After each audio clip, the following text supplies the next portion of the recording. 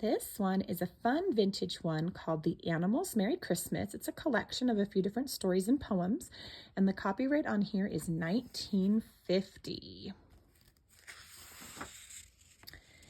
Mr. Hedgehog's Christmas Present. London town was even more wonderful than Mr. Hedgehog had imagined. The stores were a miracle of shining lights and finery. Even the mice went about with presents for their friends and Merry Christmas on their lips.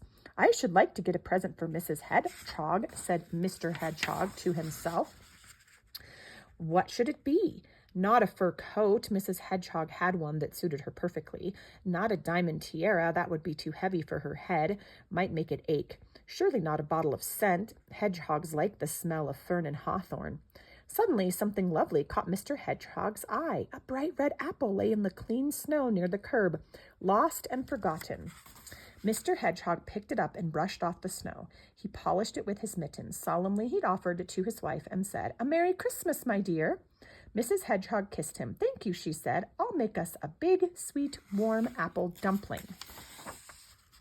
The little hedgehogs, one and all, smacked their lips and shouted, "Merry Christmas," again and again.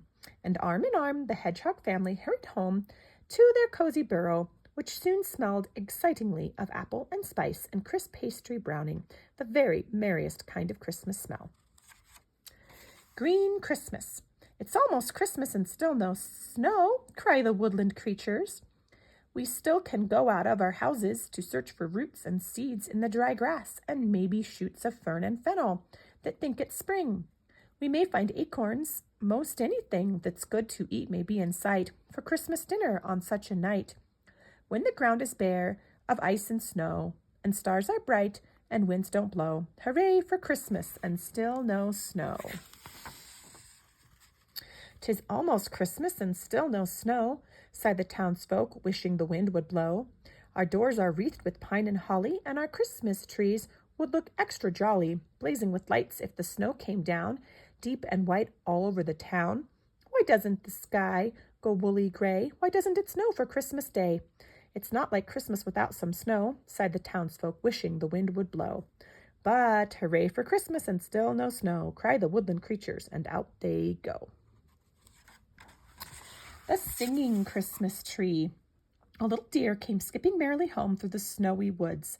His eyes were still shining from the wonderful things he had seen. His heart felt as light as a snowflake and as warm as he always felt close to his mother's side. "Oh, Mother," he cried, "I went to the town and peeped in the window of a house. There was a tree inside, glittering and shining with stars caught in its branches, red and green ones, blue and white, and it was all hung with bright balls that sparkled and light all over the room." The mother deer nodded her head slowly. Her eyes shone too.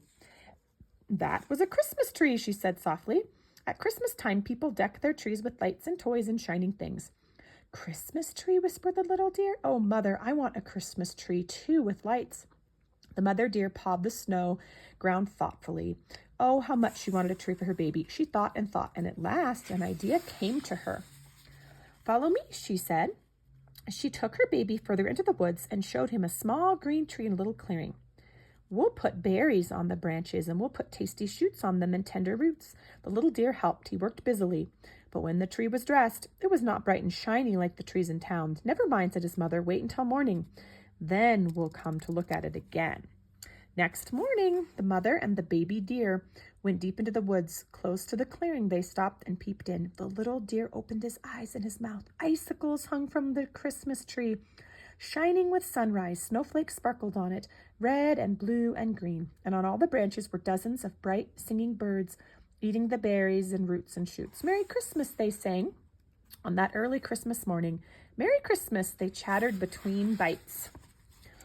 The little deer, nuzzled his nose in his mother's neck. "It's a beautiful tree," he whispered, "much more beautiful than the tree in town." And still the birds sang, and the mother deer smiled happily. And one by one, the other animals through the woods came to look at little deer's wonderful singing Christmas tree. They all agreed it was the best tree ever. The Cold Little Squirrel. Once there was a little squirrel who was cold morning, noon, and night all winter long. But at night he was coldest, and on Christmas Eve, brr, he could not sleep. Out of his house he crept.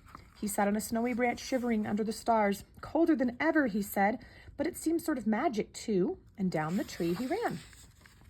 He scampered across the snow. Maybe I'll find a warm magic coat, he said. Maybe warm boots. Not a thing did he find in the still night. But suddenly, in the still magic night.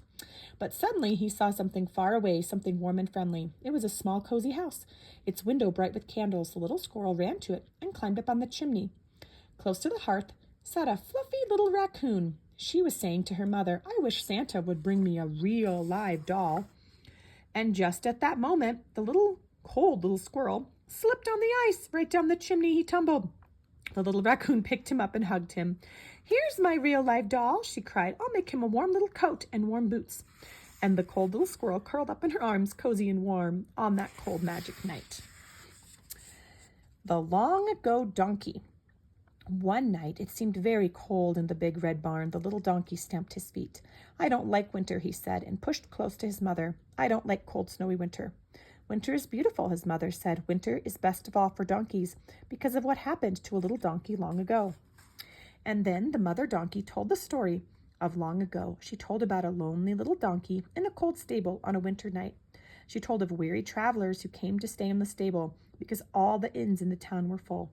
The woman was very tired, and her husband had her lie on a clean straw. He covered her with his mantle. The long ago donkey drew close to keep her warm.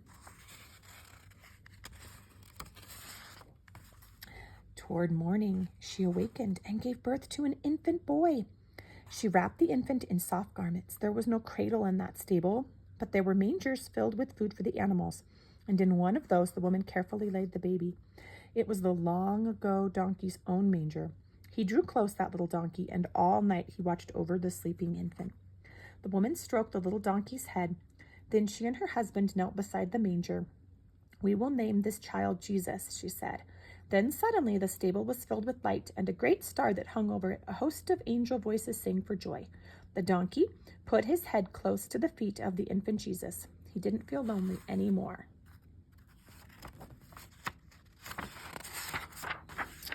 "That was the first Christmas," said the mother donkey, "and this is Christmas too." The cold barn was lighted with the stars of Christmas. Now no angels sang, but there was a wonderful singing silence, and the little donkey's heart was glad because of the story his mother told. "I like winter," he said drowsily. "I like Christmas, and I'm not one bit cold anymore." And the little donkey fell asleep, close to his mother's warm side. A very small Christmas. I wonder if the chipmunks know, when everything is white with snow and night starts coming very fast, that Christmas time is here at last. And do the little chipmunks go to sleep quite early in a row with Christmas dreams inside their heads and extra blankets on their beds? And do they hop up just at dawn and put their robes and slippers on and bury out to peep and see if someone brought a Christmas tree? If someone did, I wonder who? Their chimney small to wiggle through. Their Christmas tree must be a twig, but maybe chipmunks think it's big. I hope it's trimmed with sunflower seeds and peanuts too, and icy beads and lighted candles, birthday size, to make a grand chipmunk surprise. The end.